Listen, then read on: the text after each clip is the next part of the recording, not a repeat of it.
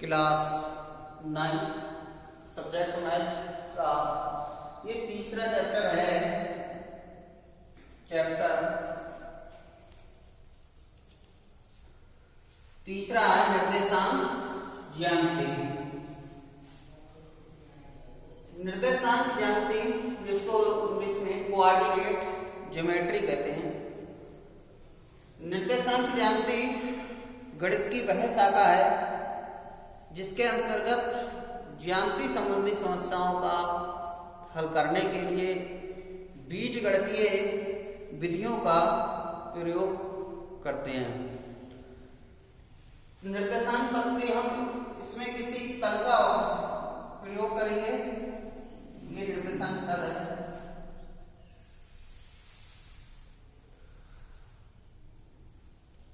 इसमें x अक्ष कहते हैं, इसे x dash, y y dash. इसको हम बोलेंगे कि x और y अक्ष के मध्य में जो तल है इसे बोलते हैं प्रथम चतुर्थांश। प्रथम चतुर्थांश यह है द्वितीय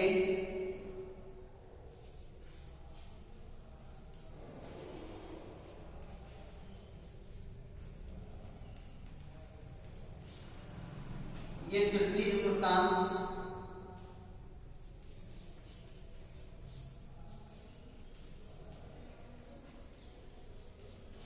चतुर्थ चतुर्थांश।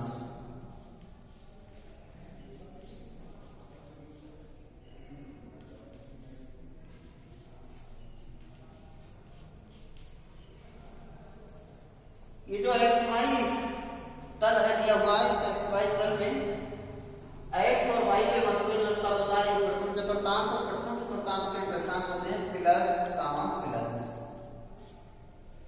द्वितीय चतुर्थांश की बात करें तो द्वितीय चतुर्थांश में आता है माइनस प्लस। तृतीय चतुर्थांस माइनस कामा माइनस, और चतुर्थ चतुर्थांश प्लस कामा माइनस। ये इस प्रकार से एक चतुर्थांश दिया हुआ है। और इस यहाँ जो ये x और y तल जो कट रहे हैं इसको हम बोलते हैं वो बिंदु, यानी कि इसे मूल बिंदु कहते हैं। मूल बिंदु, और मूल बिंदु के निर्देशांक हमेशा होते हैं 0, 0। मूल बिंदु के निर्देशांक क्या होते हैं? 0, 0 होते हैं। यदि x अक्ष है तब उसका y निर्देशांक होगा 0, और y अक्ष है तब x निर्देशांक 0 होता है। इस प्रकार प्रश्नावली है 3.1 एक्सरसाइज 3.1 का पहला सवाल देखते हैं क्या है। पहला सवाल है बिंदु 6,4 की x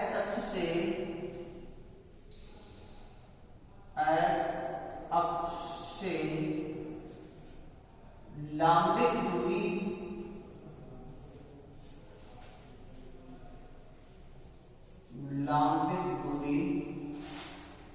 ज्ञात करो।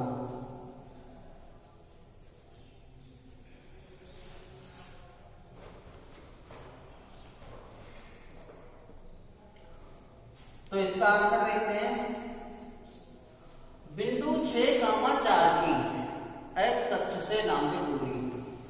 अब x अक्ष है तो अभी मैंने बताया था जब x अक्ष होगा तो उसकी लंबित दूरी कहां देते हैं? y। तो इसकी x अक्ष से लंबित दूरी हो जाएगी x अक्ष से लंबित दूरी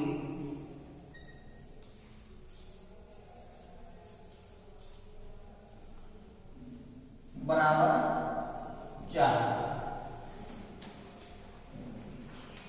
जब x अक्ष होगा तो हम y की तरफ देंगे। क्वेश्चन नंबर 2 है,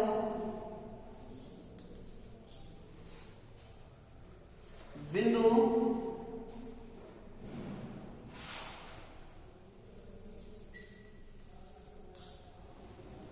तीन कामा 0 और 0,4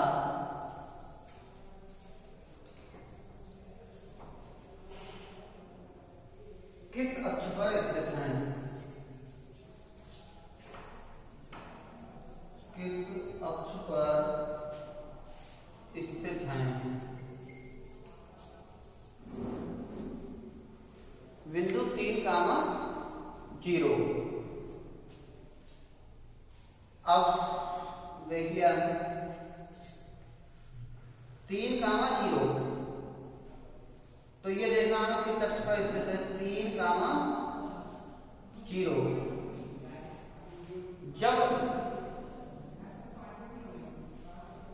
यहां y निर्देशांक 0 होगा, जब y निर्देशांक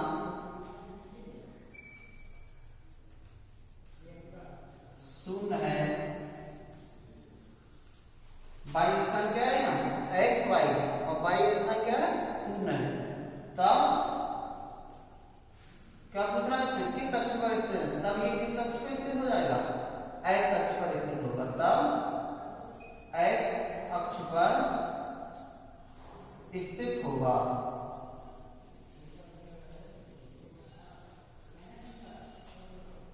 इसी प्रकार अब है 0,4, देखते हैं 0,4। अब इसमें क्या 0 है? x निर्देशांक, यहां x निर्देशांक 0 है, और जब x निर्देशांक 0 है तब वह किस अक्ष पे आ जाएगा? y अक्ष पे। तब ये y अक्ष होगा, y अक्ष होगा।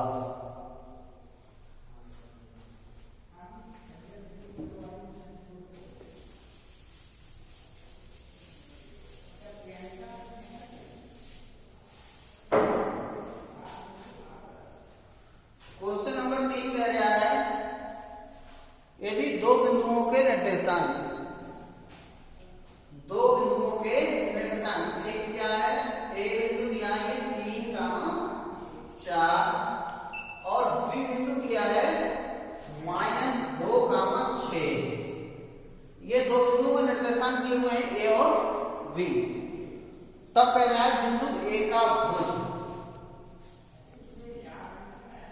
बिंदु ए का भुज माइनस बिंदु बी का भुज बताइए। माइनस बिंदु बी का भुज क्या करना है? तो हम बता दें आपके लिए कि भुज और कोटि क्या होते हैं। मान लीजिए x, y कोई ये निर्देशांक दिए हुए हैं, तो इसमें जो x निर्देशांक होगा वो क्या कहलाएगा? भुज कहलाएगा, और जो y निर्देशांक होगा वो क्या होगा? कोटि होगा। जैसे मान लो 3,4 में भुज और कोटि बताइए, भुज और कोटि बताइए। तो यहाँ भुज बराबर क्या हो जाएगा? 3 और कोटि बराबर हो जाएगी 4। तो x निर्देशांक क्या होता है? भुज, और y निर्देशांक होता है कोटि।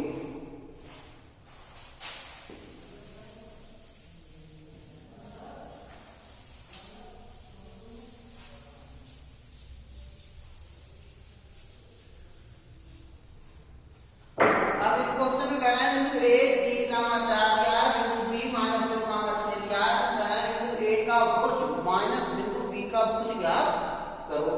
तो बिंदु ए का भुज क्या है? 3 है, माइनस बिंदु बी का भुज क्या है?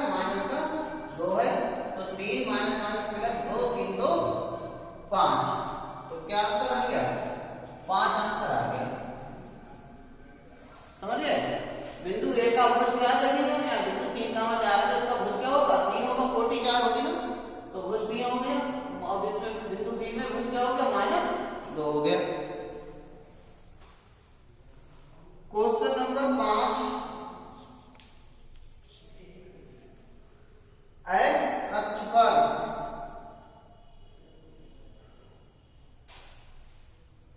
तीसरा था, ये चौथा देखिए। चौथा है एक्स अक्ष पर मूल बिंदु से -4 इकाई दूरी पर बिंदु P के निर्देशांक ज्ञात कीजिए। एक्स अक्ष पर मूल बिंदु से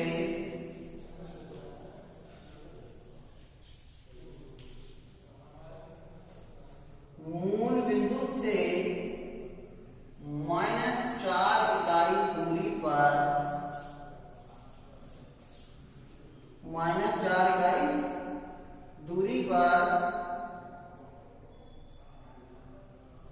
स्थित बिंदु P के निर्देशांक ज्ञात कीजिए।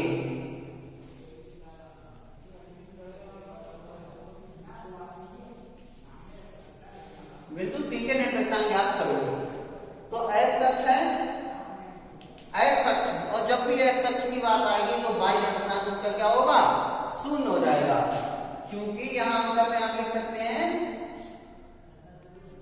क्योंकि x अक्ष है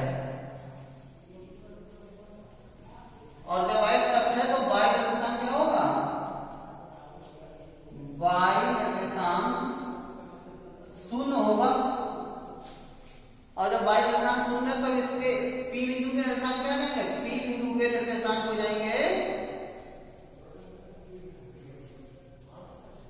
P बिंदु के निर्देशांक। तो P बिंदु के निर्देशांक हो जाएंगे -4, 0। हम y निर्देशांक जो है OT उसकी -4 हो जाएगी और वो खुद -4 हो जाएगा और कोटि क्या हो जाएगी? उसकी 0 हो जाएगी। अर्थात यहाँ यही बस इतना ध्यान रखना है कि जब x अक्ष हो तो y निर्देशांक 0 लेंगे। कक्षा 10 में भी आता है, 1 नंबर में विकल्प में इस प्रकार के क्वेश्चन आ जाते हैं, 9th में तो है ही।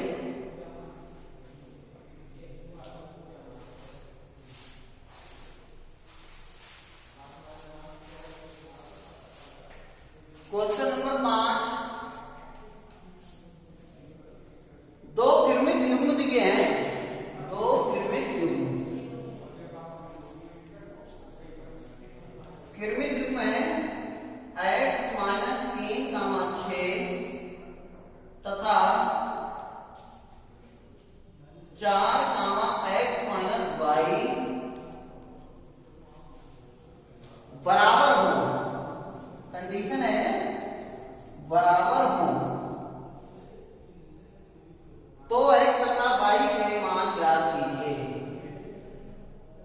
तो x तथा y के मान ज्ञात करो।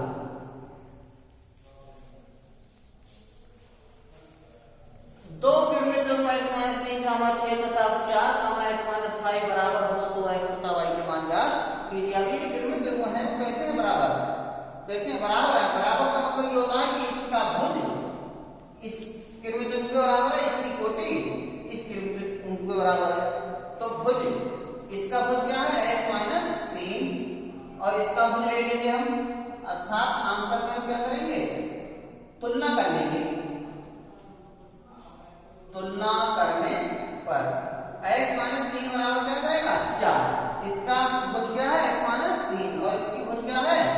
4। तो इसको हल कर लेंगे। x बराबर हो गया 4, 3 इधर गए प्लस में 3, 4 3 7। तो x का मान क्या आ गया? 7 आ गया। इसी प्रकार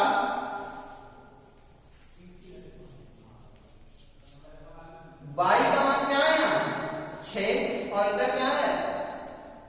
ये कोटि, यहाँ ये भुज हो गया, ये कोटि।